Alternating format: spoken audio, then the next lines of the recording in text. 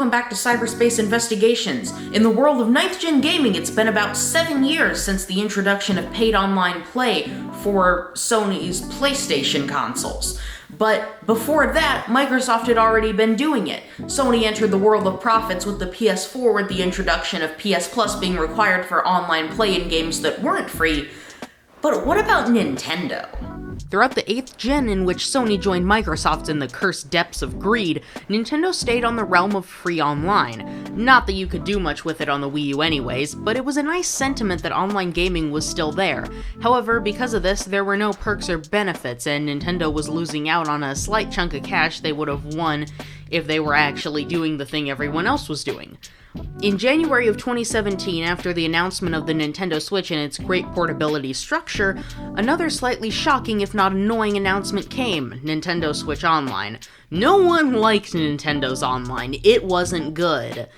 It wasn't sturdy, but that shabby online network existed in a free state, so it balanced it out a little. With this new revelation, I wondered if the state of the network would actually be improved.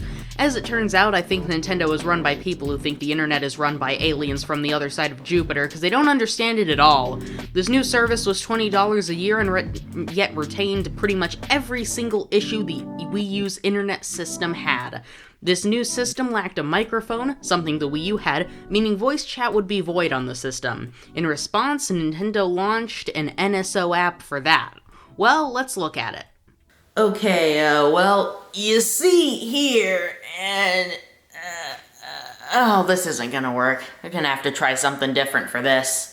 Here we have the current app functions: voice chat, Animal Crossing New Horizons, Super Smash Bros. Ultimate, and Splatoon 2. With Animal Crossing functionality, we have scanning custom designs made in other games and bringing them to New Horizons, seeing the online status of best friends, and sending messages from your phone. Now just out of the gate, there's a clear lack of functionality here. There's really one function you'd get use more than a couple times out of, and that's sending messages from your phone. If you want to transfer your old design, that's there, but at some point you shouldn't be making designs in 7-year-old Animal Crossing games just to bring them over to the Switch. The message sending is useful if you don't want to deal with the cumbersome console keyboard, something you can't get around with an external keyboard in handheld mode. However, when you'd be using this, I'd feel it'd be quite annoying to have the Switch, the device in your hands, just to type some messages. Say you're playing this on a crowded subway with a hotspot and online. These are really specific circumstances, so just bear with me here. Almost every spot is taken, so you'd basically be elbow to elbow with the others on the subway. Have your phone in your lap constantly open and the Switch in your hands playing Animal Crossing. Every time a message is sent, you'd have to swap the device in your hands. Not to mention the abysmal battery life of the app in general. It's barely able to handle the voice chat. Speaking of, from my experiences, the voice chat is not something to be proud of. It kicks me out quite a lot and has normal Discord quality audio. I don't know if it's because my phone is a little old, but I think a lot of these issues combine to add up in the end. The Splatoon 2 functionality was the first added, and looking at the app now, it's had no discernible improvements from when I more frequently used it back in 2017 and 2018. So, there's a few things you can do, but most of it is stat checking. There are stats for every mode and a record of the battles you've had. That's neat. The most important feature this has is a schedule for Nintendo's revolutionary content-barring system unique to the Splatoon franchise, making only 2 maps available for play at once. Other than that, there's a really strange page for Salmon Run, which one of the side modes, but it's completely empty and literally has whether you can play it or not, something else Nintendo keeps from you on a regular basis. I'd say the Splatoon functionality is fine, but lackluster compared to what could be done with it. I'd say it's a little better than New Horizons, but not by too much. With the Smash part, it's a huge disappointment. I went into it thinking it could maybe be something similar to the Splatoon area with a similar functionality like seeing your match stats and matches won, played with specific characters, amiibo progression, a lot of stuff that would probably not be able to happen because Nintendo doesn't think that far ahead. What are we in, 2025? Instead, we get something like a poorly recreated Instagram Explore page with no captions and the ability to post pictures from Smash. It's so bland and nothing of value is even there. What a disappointing way to end the map.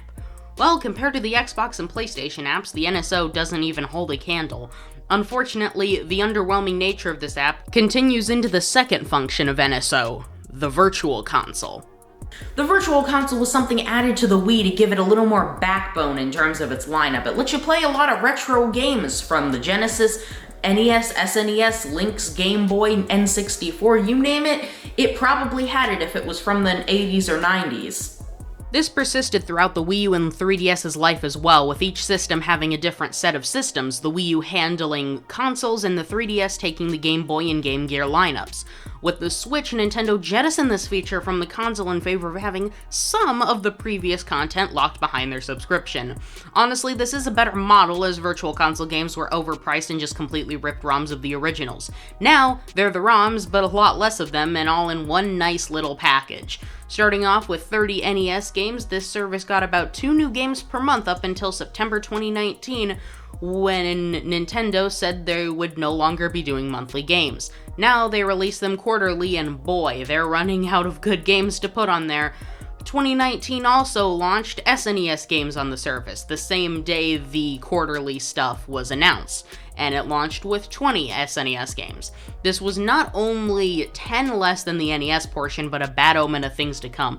Now they weren't beholden to a monthly release schedule. They could go months without releasing anything for their subscribers. The quality of the games on display here are pretty standard. All the mainstays: Mario, Zelda, Metroid, Fire and Ice, Super Dodgeball. Yeah, there's quite a bit of filler here, even in the base lineup that the service launched with. Unfortunately, I've not got the experience of only having this to play in between massive releases. As the third-party support for the Switch dwindles more and more from huge publishers, this may be something people would play a lot. Not to mention, but these are old games, stuff that people have played on other systems. What would have been more enticing is if they had launched with NES or Game Boy, or just have NES from launch, or if Nintendo really wanted to give people some more reasons to love them, put up a few N64 games, you know? Sadly, that won't happen now, as Mario 64 is already being sold at a premium cost, or it was. On a closing note, Nintendo needs to up their quality of internet anyways. Things are just not okay with the way they are now, with slow download speeds on 1 gig internet, taking twice as long as PS4 and probably up to 4 times as long as PS5 to download similar amounts of data. The only real positive with this whole service is its lower price tag. Thank God for that, or this entire thing would be more of a scam than before. $40 less with 60% less content. Yeah, this whole thing could be a lot better, not only on the Virtual Console front, but just everywhere. I was worried from the start that they were going to restart it from the beginning, and on the next Nintendo console, now I have the fear that they're gonna do it again, which would be terrible. And Nintendo is just run by people who don't think the internet side of gaming is worth giving more than a few hours worth of effort into for each of their consoles. It's terrible. And even the lower price, it doesn't make up for any of the lacking content that the service has. And eventually, when they restart this on the Switch 2 or whatever it's gonna be in like 7 or 8 years, it's just gonna go through the same song and dance once again. Well, that's all I've got for this one, so see you guys next week for another great program.